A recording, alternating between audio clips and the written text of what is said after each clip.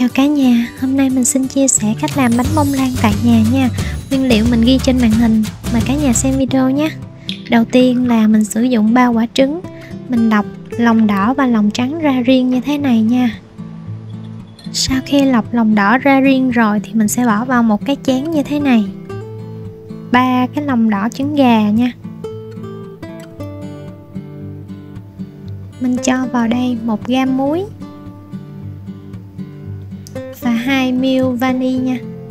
Sau đó mình sẽ khuấy đều lên hỗn hợp này. Đây là lòng trắng của 3 quả trứng gà. Mình sẽ dùng máy đánh trứng và đánh cho nó bong lên nha. Mình đánh đều như thế này cho tới khi nào mà nó bong lên trắng như vậy thì mình sẽ cho 30g đường vào. Cho lần thứ nhất. Mình tiếp tục đánh. Mình đánh cho nó thật là bong lên. Và sau đó mình cho đường lần thứ hai là 30g nữa. Tổng cộng mình sẽ cho 90g đường nha cả nhà. Mình đã cho được 60g rồi đó. Mình tiếp tục đánh cho nó đều lên, nó bong lên. Và tiếp tục cho đường lần 3 là thêm 30g nữa. Tổng cộng là mình có 90g đường nha. Và mình đánh cho nó bong kỹ lên như thế này nè. Đây là cái lòng đỏ trứng gà hồi nãy nè. Mình sẽ trộn đều vào cái tô lòng trắng trứng và mình tiếp tục đánh nha. Mình dùng máy đánh trứng mình đánh cho nó đều lên. Mình trộn hỗn hợp giữa lòng đỏ và lòng trắng trứng nè. Mình trộn cho nó thật là đều nhau như thế này. Sau đó thì mình sẽ cho 90g bột mì vào nha. Mình bỏ vào một cái rây và mình rây bột vào cái hỗn hợp trứng gà như thế này cho nó đều, cái bột của mình nó được mịn. Và sau đó mình lấy cái cây trộn á, cái phới á, mình trộn lên, mình trộn từ dưới mình trộn lên trên.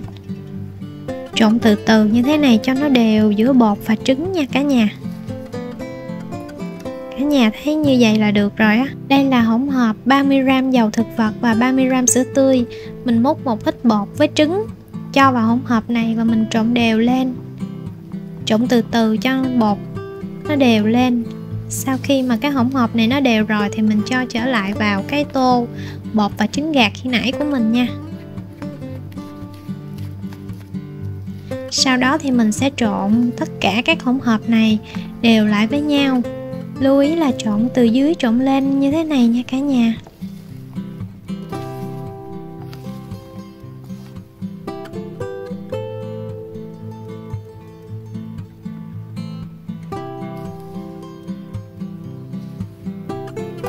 Xong phần bột rồi á, thì mình sẽ bỏ vào khuôn. Mình lót sẵn cái giấy nến ở trong khuôn như thế này.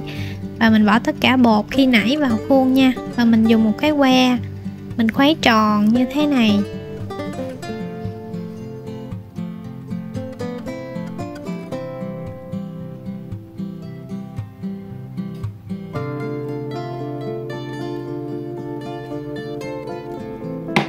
Mình sẽ đem nướng ở nhiệt độ 170 độ trong vòng 30 phút nha. Bánh sau khi nướng xong thì vàng và nở lên như thế này nè. Mình vỗ nhẹ vài cái để dễ lấy bánh ra nha. Có giấy nến thì rất là dễ lấy bánh. Mình để bánh ra ngoài cho bánh nguội.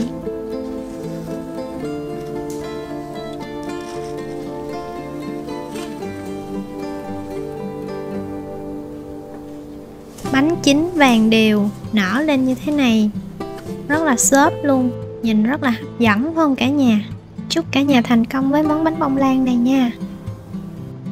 Cảm ơn cả nhà đã xem hết video của mình. Nếu yêu mến mình thì hãy like và subscribe kênh ủng hộ mình nhé. Xin chào và hẹn gặp lại.